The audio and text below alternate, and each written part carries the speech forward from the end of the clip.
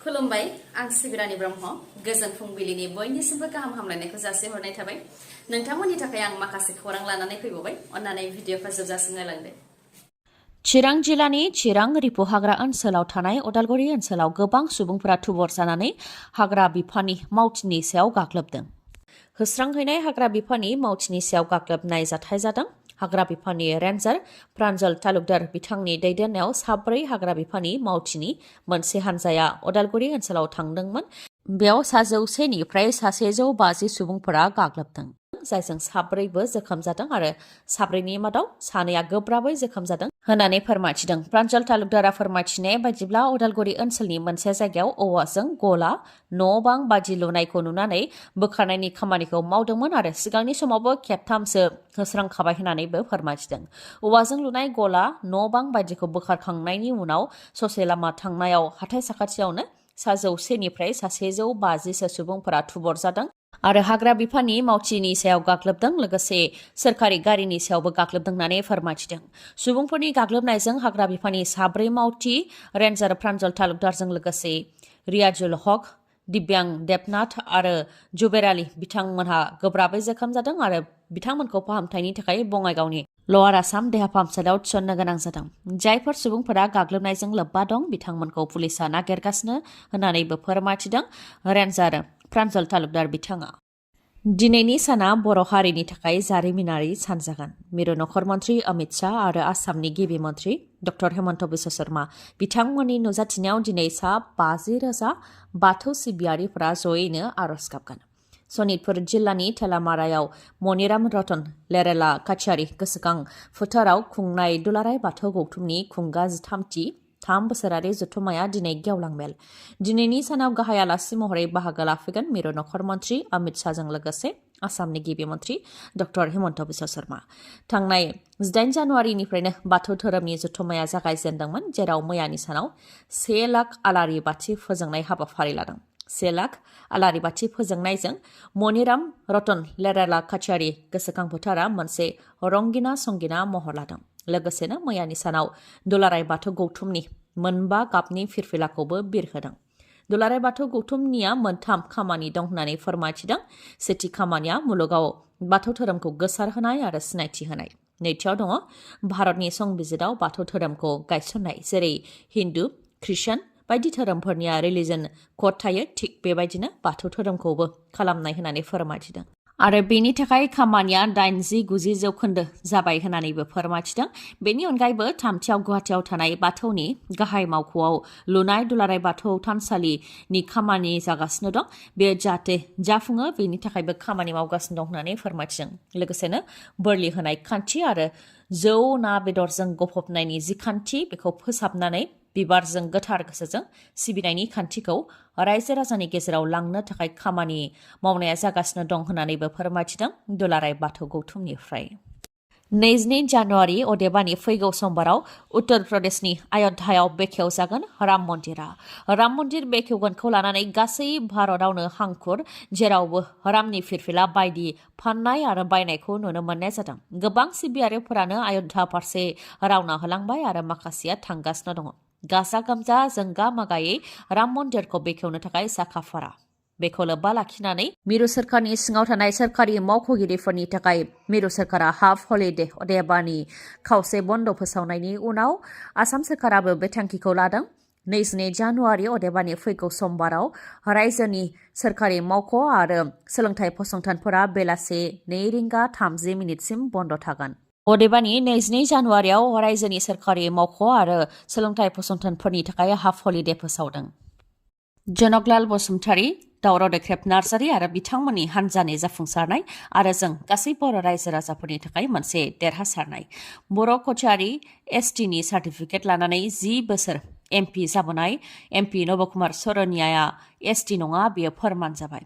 गुवाहाटी हाइकर्टनि बिथोन बायदियै आसामनि स्टेट लेभेल स्क्रुटिनि कमिटिया एमपि नबकुमार सरनियाया बर' कचारी एसटि नङा होननानै फोसावबाय। बियो ट्राइबेलफोरनिनो मोनसे गेदेर खौरां होननानै फोरमायथिदों जनकलाल बसुमतारी बिथाङा। एमपि नबकुमार सरनियाया बर' कचारी एसटि नङा, सरनिया कचारीसो बियो फोरमान जाबाय आरो सरनिया कचारीया एसटि नङा होननानैबो बुंथियो बिथाङा। गावदि एसटि नङा बेखौ एमपि नबकुमार सरनियाया मिथिखायोमोन, जायनि थाखाय बिथाङा एसटि सार्टिफिकेट बानायनानै बिसायख'थि गेलेबोदों आरो देरहाबोदोंमोन। नाथाय नबकुमार सरनियानि बिफाया सोरखारि साख्रि मावोब्लाबो माब्लाबाबो गावखौ बर' कचारी होननानै दाबि खालामाखैमोन आरो बर' कचारी एसटिनि सार्टिफिकेट लाबोआखैमोन। बिथाङा दास बिमुं लानानैसो एसामिस जेनेरेल कास्ट महरै साख्रिखौ मावबोदोंमोन होननानैबो फोरमायथिदों आरो बे देरहासारनायखौ लानानै गोजोन फोरमायथिदों। ओजोंहाय गोलाव सम नांथाबनानै खामानि मावबोनायनि उनाव देरहासारनो हानायखौ लानानै दुलाराय बर' फरायसा आफादनि गाहाय दिपेन बर' बिथाङाबो जनकलाल बसुमतारीजों लोगोसे बिथांनि हान्जाखौ साबायखर बावदों। एमपि नबकुमार सरनियाया एमपि जानानै भारत सरकारनिफ्राय जि दान बान्था लाबोगासिनो दं, खाबुफोर लाबोगासिनो दं, बेफोरखौ गैया खालामनायजों लोगोसे एमपि बिबानखौबो जाहाथे दाननानै होयो, बेनि थाखाय आयेनजों जुजिबोनाय बिथांमोनहा जाहाथे खामानि मावबाय थायो, बेनि थाखायबो खावलायो दिपेन बर' बिथाङा। एमपि नबकुमार सरनिया एसटि सार्टिफिकेट लानानै बर' अबर'नि राजखान्थि खालामबोनानै बर' एसटि फोरनि उल्था खोथा बुंनानै बड'लेण्डनि हेंथा खोथा बुंनानै एमपि देरहाबोदोंमोन। बिथाङा सासे थगायसुला होननानैबो बुंथियो दिपेन बर' बिथाङा। लोगोसेनो एमपि नबकुमार सरनियादि एसटि नङा बेयो फोरमान जानाया गोजोनथाव रादाब होननानैबो बुंथियो दिपेन बर'आ। क'क्राझार जिल्ला जर'खा बिजिरसालिनि बिजिरगिरि जयदेब घोष बिथांनि बिजिरनायाव दैमालु मुसाहारिखौ 20 बोसोर जोबथेसालिनि साजा फोसावबाय। क'क्राझार जिल्लानि कसुगावनि दैमालु मुसाहारिया उन्दै हिन्जावसा गथ'खौ जिनाहारि खालामदोंमोन, बेनि उनाव लामायाव गारनानै गालांदोंमोन। बे जाथायखौ लानानै थांनाय 2020 मायथाइयावनो कसुगाव पुलिस थानायाव एफआइआर होनाय जादोंमोन। एफआइआराव मख'नाय बायदिब्ला हरनि 11 रिंगायाव 16 बोसोर बैसोनि सासे उन्दै हिन्जावसा गथ'खौ न'निफ्राय लांखानानै हलौ दैसा जिङाव जिनाहारि खालामदोंमोन। बेनि उनाव गावनि न'आव लांनानै अखानायै फुंनि समाव लामा ससेयाव गारनानै गालांदोंमोन उन्दै हिन्जावसा गथ'खौ। बे जाथायखौ लानानैनो कसुगाव पुलिस थानायाव हिन्जावसानि न'खरनिफ्राय एफआइआर होदोंमोन। दा क'क्राझार जर'खा बिजिरसालिया राय फोसावबाय। दुथां दैमालु मुसाहारिनि हेंथा 20 बोसोर जोबथेसालियाव थानायनि साजा फोसावनायजों लोगोसे 20,000 रांनि जुरिमाना फोसावबाय आरो जुदि 20,000 रांनि जुरिमानखौ होआबा आरोबाव 6 दानसिम जोबथेसालिनि साजा लाबावनो गोनां जागोन दैमालु मुसाहारिया। हा माफियानि गाग्लोबनायाव सासे सुबुंनि जोखोम। हाखौ लानानै दाङाबाजि जानायाव सासे सुबुङा गोब्राबै जोखोम जादों। क'क्राझार जिल्लानि फकिराग्रामनि थागिबि गविन्द आगरवालनि सायाव गाग्लोबनाय जाथाय जादों आरो गोब्राब जोखोम जानायनि थाखाय बिथाङा क'क्राझारनि आरएनबि देहा फाहामसालियाव फाहामथाय लानो गोनां जादों।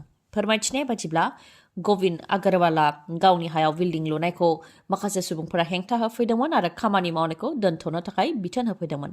बेखौ लानानै बाथ्रा दान्थेलायनायाव हेंथा होफैनाय सुबुंफोरा इटाजों गाग्लोबदों, जाय बिखायाव नांदों होननानै फोरमायथिदों गविन्द आगरवाल बिथाङा। लोगोसे बिथाङा फोरमायथिबावदों दि बे हाखौ लानानै थांनाय 2019 मायथाइनिफ्रायनो गाग्लोबदों, दासिम खेबथाम खेबब्रै गाग्लोबबाय होननानैबो फोरमायथिदों। आरो बे गाग्लोबनाय जाथायखौ लानानै फकिराग्राम थानायावबो एफआइआर होनाय जादों, नाथाय जेबो फिथाइ मोननो हायाखै होननानै फोरमायथिदों।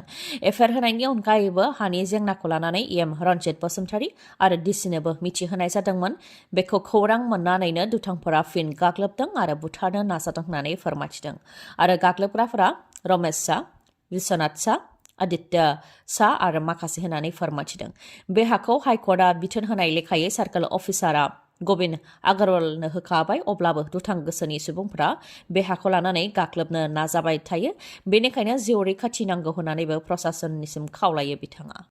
बे समाव मिरुनि सानै गोख्रों दैदेनगिरिया आसामाव दंफैयो। मिरु नखर मन्त्रि अमित शाहजों लोगोसे कंग्रेसनि दैदेनगिरि राहुल गान्धीआबो आसामाव दंफैयो। भारत ज'रो नया यात्रानि थाखाय कंग्रेसनि दैदेनगिरि राहुल गान्धीजों लोगोसे बिथांनि हान्जाया जरहाटआव फैनानै माजुलि फारसे थांबाय आरो बेनि उनाव अरुणाचल फारसे थांगोन। जरहाट आरो माजुलियाव दुंब्रुदै बरायदों कंग्रेस दोलोनि दैदेनगिरि राहुल गान्धीजों लोगोसे बिथांनि हान्जाखौ, जेराव बिथांमोनहा हान्जा सुरनाय हाबाफारिबो लादों। नाथाय बिथांमोननि हान्जा सुरनायाव ट्राफिक नेमखान्थिखौ सिफायनाय जादों आरो लामाखौ सोलायनाय जादों होननानै आसाम सोरखारनिफ्राय एफआइआर होदों। कंग्रेसनि भारत ज'रो नया यात्राखौ लानानै आसाम सोरखारनिफ्राय एफआइआर होनायखौ लानानै बिजाथाय होदों कंग्रेस दोलोनि अर्गानाइजार आरो समाजनि आफादनि दैदेनगिरिफोरा। बिथांमोना फोरमायथिदों दि सोरखाराव थानाय दैदेनगिरिफ्रा गोसो बायदियै हान्जा सुरनाय बा बायदि हाबाफारिखौ खुंफुङो, नाथाय बेरेखा दोलोनिया गोजोनै हान्जा सुरनाय हाबाफारिखौ खुंफुंदोंबाबो बेनि हेंथा एफआइआर होनाय जादों आरो बेयो सुबुं खुंथायनि हेंथा होनानैबो फिनजाथायखौ होयो। कंग्रेस दोलोनि बे हान्जा सुरनाय हाबाफारियाव सुबुंफोरा फैनानै जाहाथे बाहागो लाफैया, बेनि थाखायनो आसाम सोरखारा एफआइआरखौ होदों होननानैबो अजदखौ होयो बिथांमोनहा। बिजनी कलेज र'डआव थानाय बागुरुम्बा टिभिएस श'रुमा फिन नोंथांमोननि थाखाय मेगालन खुंनो आखायाव लादों। गोजोन्थों खौरां नङासै नोंथाङा जुदि टिभिएस कम्पानिनि स्कुटि बा मटरसाइकेल बायनो सानदोंब्ला नोंथांनि थाखाय सनानि खाबु बियो। मागो दमासि फोरबोजों लोब्बा लाखिनानै बिजनी कलेज र'डआव थानाय बागुरुम्बा टिभिएस श'रुमा मेगालन आरो स्पेसियेल अफार फोसावदों।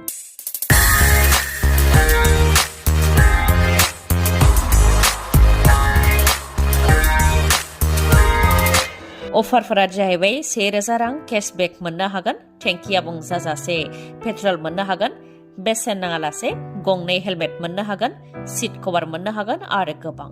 बेनि अनगायैबो खम डाउन पेमेन्ट आरो खम सुदावनो टिभिएस स्कुटि बा मटरसाइकेलखौ नोंथाङा मोननो हागोन। गोदान बोसोरनि मुङाव आरो मागो दमासि फोरबोनि मुङाव गोदान मटरसाइकेल बा स्कुटि बायनो गोसो दंब्ला नोंथांनि गोजाम मटरसाइकेल बा स्कुटिखौ सोलायनानैबो गोदान लानो हानायनि खाबु दं। गोख्रैनो बेफोर सनानि खाबुखौ नोंथाङा आवग्रिनानै लादो, मानोना अफारा 21 जानुवारिनिफ्राय 25 जानुवारिनि गेजेरावल' थागोन। चिरां जिल्ला बिजनी कलेज र'डआव थानाय बागुरुम्बा टिभिएस श'रुमनिफ्रायनो नोंथाङा बे खाबुखौ मोननो हागोन। मोजाङै मिथिबावनो थाखाय 7002132259 बे नाम्बाराव खौरां लाहरनो हागोन। गोजोन्थों। दिनैनि भिडिअ'आ एसेनोसै।